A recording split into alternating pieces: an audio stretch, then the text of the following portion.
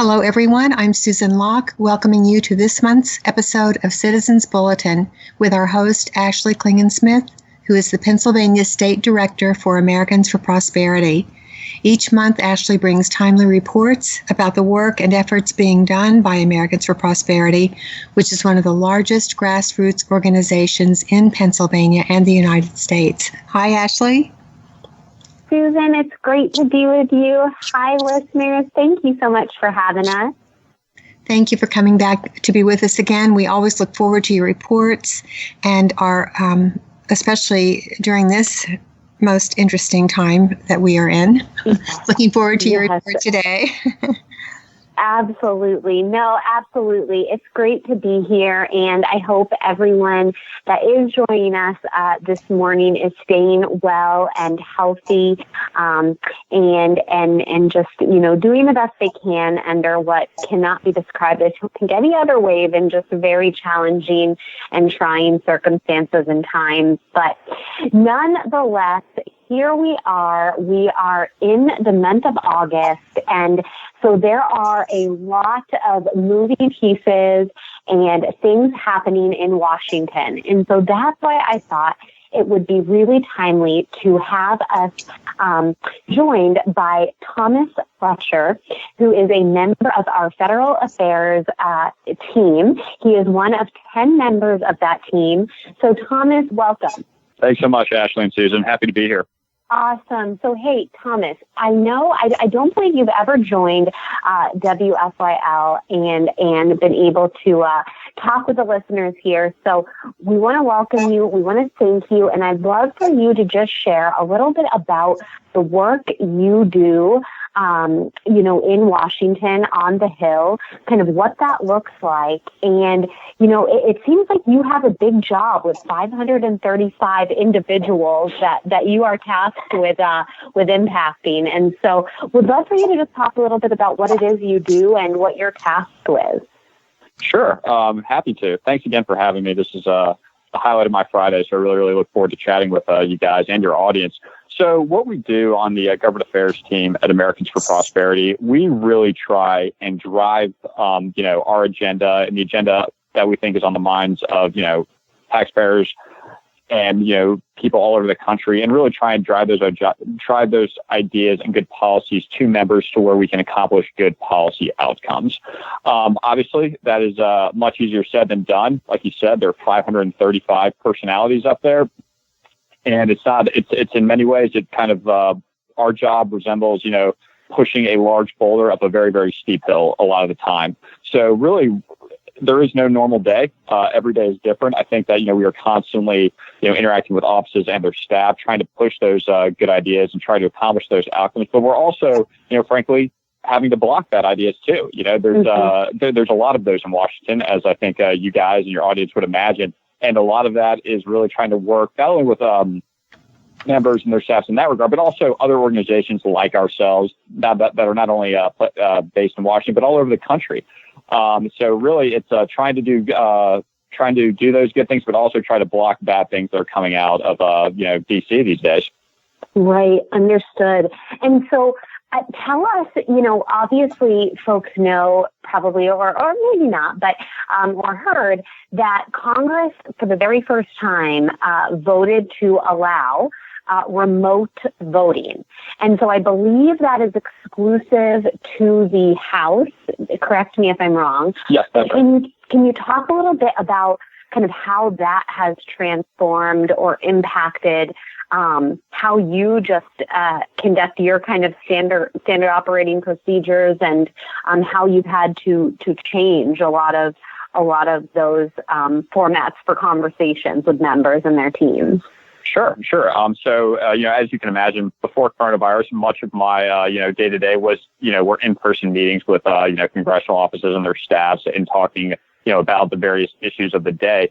Obviously now, we are living in kind of a different circumstance with what's going on in the world, with what's going on in the world and the U.S. So a lot of that obviously has, like I think a lot of people in this country, I find, myself spending a lot of time, on the phone, conference calls, various different platforms that we use to, communicate with offices. So really, it is the message remains the same, but obviously the medium and how that's delivered has changed a little bit. But it hasn't stopped us from doing our jobs and making sure that members of Congress are hearing what our activists and people around the country are saying with regards to what's going on.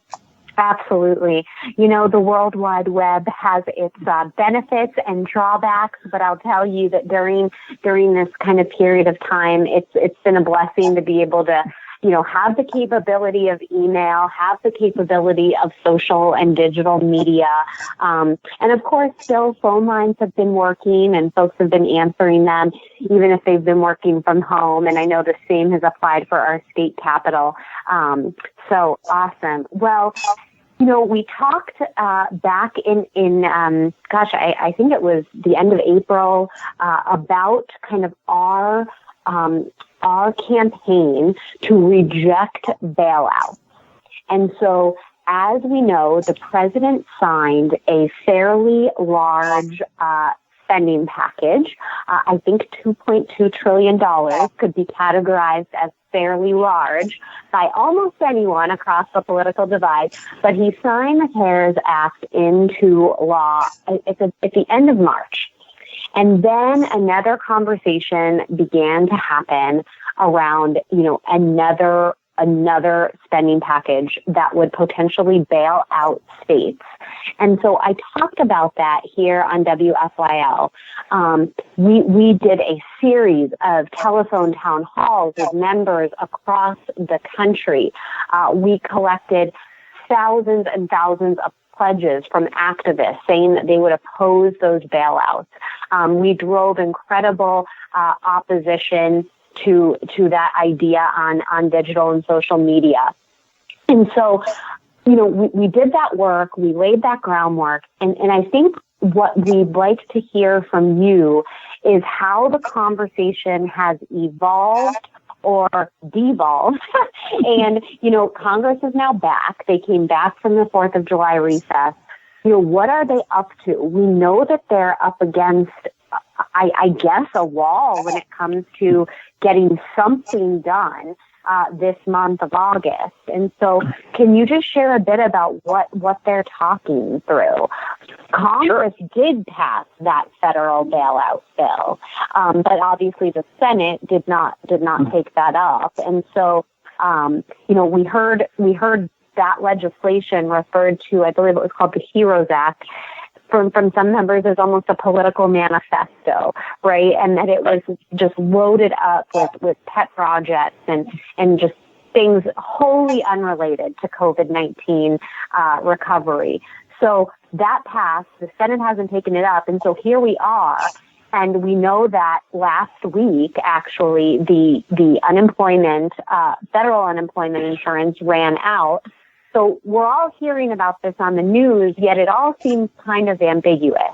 So will you just share with us kind of what is going on in Washington when it comes to another iteration of a bailout from the Senate? Sure. No, and obviously a lot, you used wall a minute ago, and I think that is pretty apt to what's going on right now. The House and the Senate and the White House, obviously, conversations remain ongoing, but they are at an impasse. You mentioned the HEROES Act that was passed in the House in May. That obviously contains, we're talking about over $3 trillion in that bill alone that would be devoted to, that would be allocated for whatever response. That obviously is a ton of money. Senate, and Thomas, so that $3 trillion in the HEROES Act is on top of the $2.2 trillion in the CARES Act. Correct. And I should also mention that the $2 trillion that was passed in the CARES Act, that money still has not been spent, all of it at least. So I think that's a real important point to make when you're talking about, the trillions of dollars that have already gone out the door, some of which hasn't, and then some that hasn't gone out the door, and then wanting to pass another bill where you're talking about another $3 trillion. So I think that's a really, really important point to make, and that not all this money has been spent.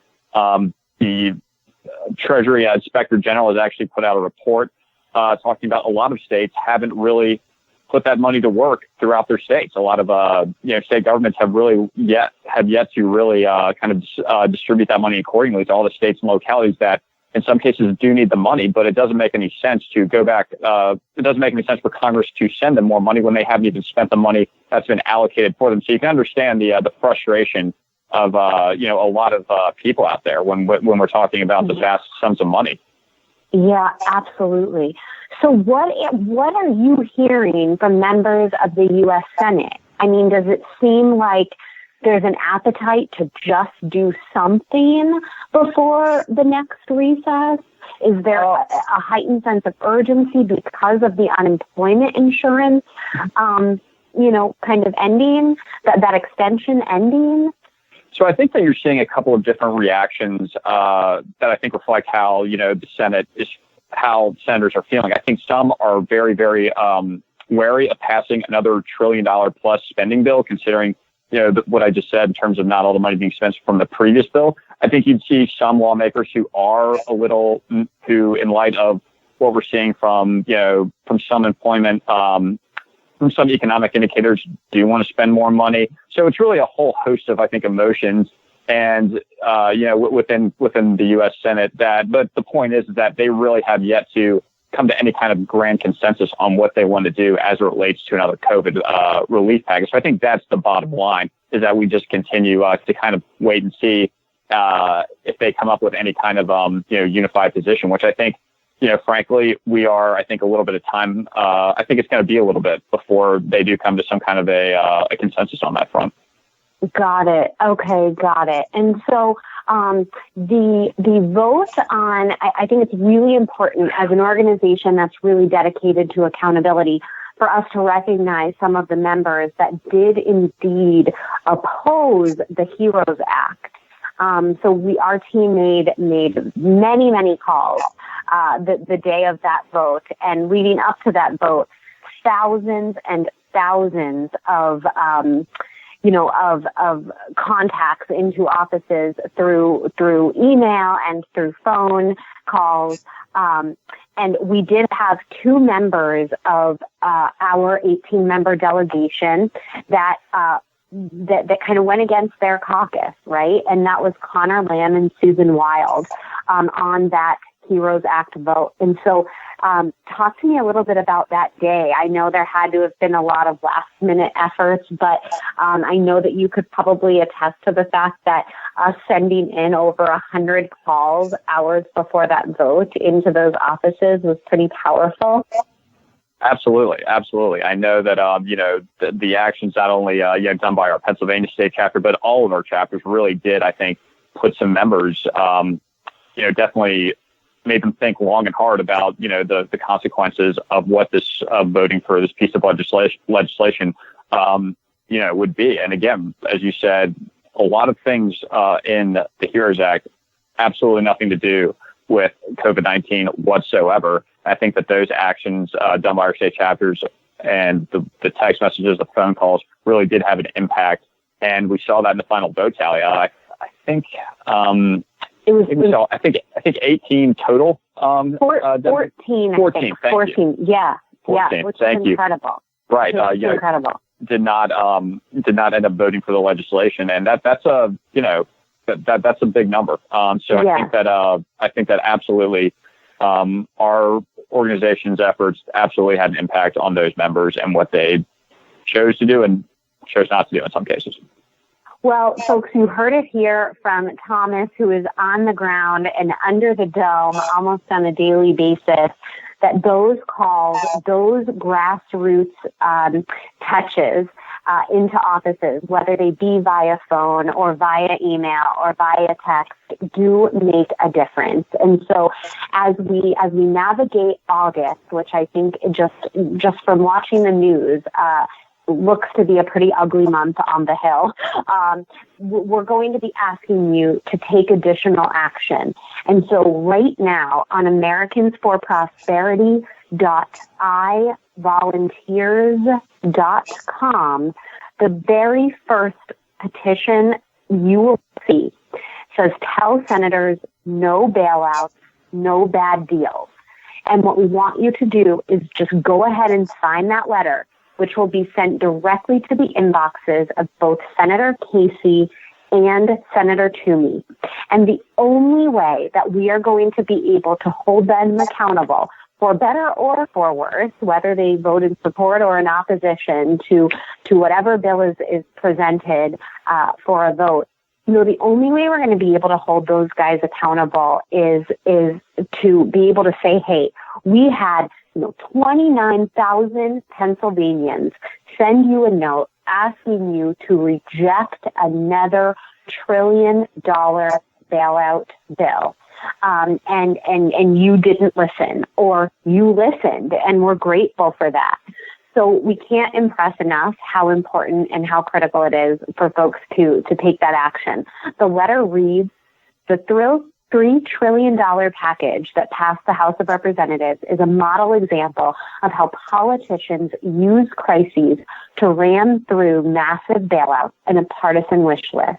There are better ways to help people and get the economy moving again. Adding $3 trillion on top of the $3 trillion already out the door, while our national debt is $26 trillion, will put us in a hole so deep it could literally take decades to climb out. It is wrong to put taxpayers on the hook to bail out decades of bad policymaking by politicians in states like Illinois, New York, and California. Massive federal bailouts or any other bad deals are not the right way to help those who are hurting and will only take us further from an economic recovery. I urge you to vote against bailouts or any other bad deals that would undermine an economic recovery. And so, Thomas, I know that Americans for Prosperity was part of a 28-organization coalition that has asked Congress to take some different steps and think differently when it comes to unemployment insurance. Can you just talk a little bit about that letter that you all have been delivering to offices? Absolutely. No, and I thanks for bringing it up. I think, obviously, there's been a lot of talk about unemployment insurance, and one of the things that we've seen from this time, since we've really been in the midst of this pandemic, is really, obviously, a lot of people have been staying home from work, and in some cases, they've been, making more money staying at home than they have been being able to go back to work when they've been allowed to, in states all over the country. So what we did was lead an organizational effort with 26 or 28 other organizations that called for those to expire. And again, I think it's important to say that, unemployment insurance during times like these is an important policy tool to have, but paying people more to stay at home than to go to work provides them with, frankly, an economic incentive not to go to work. And so that's something that I think a lot of lawmakers are realizing now. And that, one of the things that is going to get us out of this hole and get us back to, the economy revving again is getting people back to work. And I think that is really the paramount, concern, is that, that's the only way that we're going to really be able to kind of return to any kind of semblance of normal, frankly. Well, and it seems like we're in quite a dysfunctional loop that has some real disconnect. If Congress is considering, additional $1 trillion spends, and folks are not making money.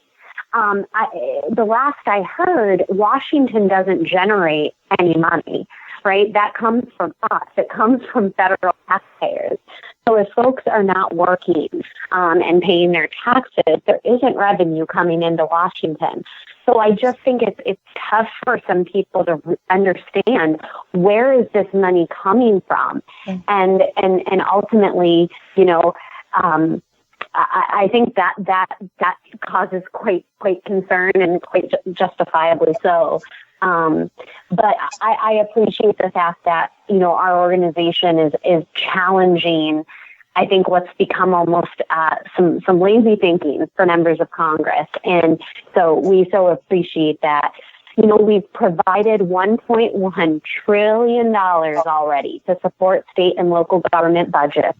Here in Pennsylvania, we're facing a $3 to $4 billion deficit because we did a statewide shutdown. Folks have been prohibited from working, Thomas. And so what our legislature did was pass just a flat-funded temporary budget to get us to November. And so I can tell you that there's certainly members of our legislature that have told me, look, we're waiting to see what the feds do before we even start talking about the budget and before we start talking about November. So you agree that the folks in Washington are getting pressure from states like the Commonwealth of PA to do something, right? Absolutely. I think that a couple of months ago, you saw the National Governors Association ask for $500 billion in money that would essentially bail out the states. Now that that ask has climbed to almost $1 trillion for states to be bailed out at the expense of taxpayers. So obviously, I think that Washington is absolutely hearing it from states. And when it comes to doing something in the form of passing $1 trillion spending packages, that would not solve the underlying problem that we're dealing with here. Absolutely. And so, folks, the voice of reason is ours, and ours is yours. We are a grassroots organization. We seek to scale your voice in meaningful ways every single day. And in this conversation, it could not be more important that you engage. And so please visit AmericansForProsperity.ivolunteers.com. Sign that very top petition that encourages, our senators to advance reforms that spur a strong recovery and to reject policies like the bailout we've been talking about today that undermine a strong recovery. So you all know that we encourage you to like us on Facebook, search @PAAFP, and to follow us on Twitter by searching @AFP Pennsylvania. We are a very active chapter on social media, and it is the single best way to get as up-to-date info as possible on what we are working on and what we're trying to advance. And in this case, what we're trying to stop. And so it's been a real pleasure to talk about this. I think it's shocking that we're having such normal conversations around trillion-dollar spends. I think to myself, if my grandmother, who was really someone that valued a limited government, if she were around today, she would just be I think perpetually gobsmacked at this is where we've gotten to. But all things being equal, here we are, and we've got to be the ones that again kind of sound the horn for reason and for deals that are going to be beneficial to all of us and not just some. So it's been great, Susan. Thomas, do you have a closing thought for the listeners? Just want to echo everything you said, Ashley, and thank you again for having me. This has been great, and just really wanted to again echo. People all across the country have the power to speak up and the power to really drive Congress to do the right thing. And I would just encourage them to continue to speak up and again. Follow, the links that Ashley plugged earlier, and we need your help. This is far from over, and thank you so much again for having me. Absolutely. And can you just remind us, when is the, if you will, drop-dead date for them for Congress and the Senate to act on, a response to that HEROES Act bill? When must they be introducing something, and when does that have to be done by? Great question, Ashley. So usually there's nothing makes Congress act quicker than a deadline, or in this case, an August recess. Unfortunately, I guess for members in their offices, the House has basically said that they are on a 24-hour notice period to take up anything that the Senate may send over as it relates to a COVID-19 relief bill. So everyone's just kind of on standby, frankly. I think the Senate has spent the last 2 weeks. They're scheduled to go on recess next week. However, they've spent the last 2 weeks, and I would assume this upcoming week they'll continue to talk and kind of, debate what to do next. But I think, with that kind of deadline of next week looming in the background, maybe that kind of, spurs them into action. But we're in wait and see mode, in all honesty. I've been doing this a while, but I don't think I've seen anything quite like this. So we'll be watching closely. Wow. Unprecedented times. Thank you so much for the update. Susan, thanks again for having us. Ashley and Thomas, thank you. Thank you both so much for this excellent report. I think you used the word shocking, Ashley. It is shocking. I mean, there are obvious questions here. Where is the money coming from? And why in the world would we incentivize not working? It's just, of course, I realize COVID is a factor here, but common sense is just being thrown out the window. So we thank you for this excellent report and clear explanation of needed action and things that people can do. So I hope that our listeners will take this to heart and contact their representatives, make those calls, and try to do something to stop this. Thank you so much for this wonderful report. Hey, absolutely. Thanks for having us. Stay well. Thanks, Susan. Thank you. You too. And everyone, thank you for listening today. We hope you'll join us again next month for another edition of Citizens Bulletin, knowing your role as an informed Pennsylvania citizen. Thank you. God bless.